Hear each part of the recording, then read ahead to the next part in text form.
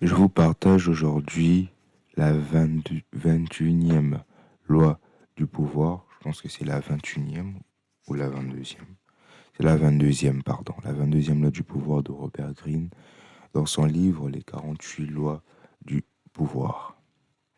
Le titre, c'est Capituler à temps. Lorsque j'ai lu le principe, ce que j'ai dû retenir, c'est que lorsqu'on fait face à un adversaire plus coriace que vous, et qu'on n'a pas l'avantage dans cette bataille, le mieux à faire, c'est de capituler. Donc, c'est de laisser l'adversaire, non, c'est de capituler pour que vous puissiez vous refaire une santé, vous refaire vos armes pour ainsi recombattre encore votre ennemi. Capituler à temps, c'est une loi que j'avais déjà expliquée précédemment dans ma chaîne sur l'un de mes shorts. Et c'est une loi que j'utilise moi personnellement dans ma propre vie quand je fais face à des gens qui ont plus de pouvoir, on va dire, qui ont plus euh, de relations que moi.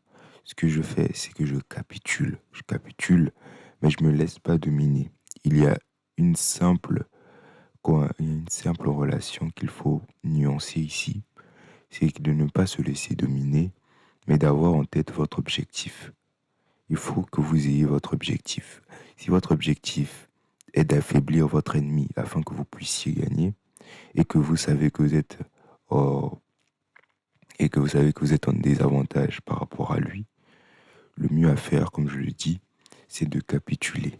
Capituler à temps au lieu de laisser votre ego euh, vous manifester, au lieu de laisser vos émotions remonter et ainsi vous faire perdre la raison. C'est ce que les grands savent. Et c'est ce que le cardinal de Retz disait. Ce que le cardinal de Retz, il disait que les gens faibles ne distinguent jamais assez ce qu'ils veulent de ce qu'ils voudraient. Cette citation est toute simple. Il faut savoir ce que vous voulez lorsque vous vous apprêtez à aller déranger votre ennemi. Lorsque vous vous apprêtez à aller chercher, à aller combattre vos adversaires, vous devez savoir ce que vous voulez dès le départ. Parce que si votre adversaire est plus fort que vous, ce qu'il faut faire, ce n'est pas de fuir, mais c'est de capituler le temps de vous refaire une santé ou bien le temps que le pouvoir de votre adversaire puisse s'amenuiser.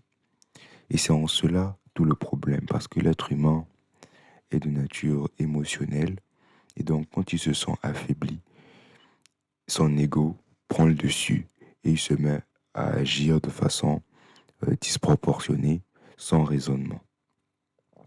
Ayez toujours une stratégie, ayez toujours un objectif à atteindre et faites de la capitulation un outil de pouvoir et non de soumission.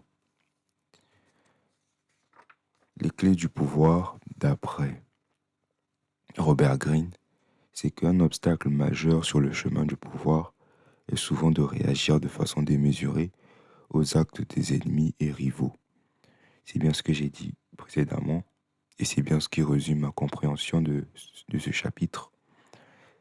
La 22e loi du pouvoir, capituler à temps, faites de la capitulation un pouvoir et non vous soumettre à vos ennemis. Ayez en tête votre objectif, ayez en tête vos envies et faites en sorte que la capitulation, lorsqu'un adversaire est bien évidemment plus puissant que vous dans n'importe quel domaine, faites en sorte que la capitulation soit soit votre atout et non quelque chose que vous avez honte de faire. Soyez un stratège, parce que la plupart des histoires que l'on peut raconter ont été suite à l'ego, suite à l'ego d'une personne ou bien d'un personnage de l'histoire que son peuple a été effacé. Si vous n'avez pas encore écouté cette histoire, je vous laisse le lien ici. L'histoire d'un peuple effacé par l'orgueil, supprimé par l'orgueil. Merci beaucoup de m'avoir suivi dans cette vidéo et on se retrouve bientôt pour une prochaine loi du pouvoir. Si tu n'es pas encore abonné, abonne-toi. Et si tu as quelque chose à me dire, écris-le en commentaire, je serai ravi de te lire. Bonne journée à toi, prends soin de toi, au revoir.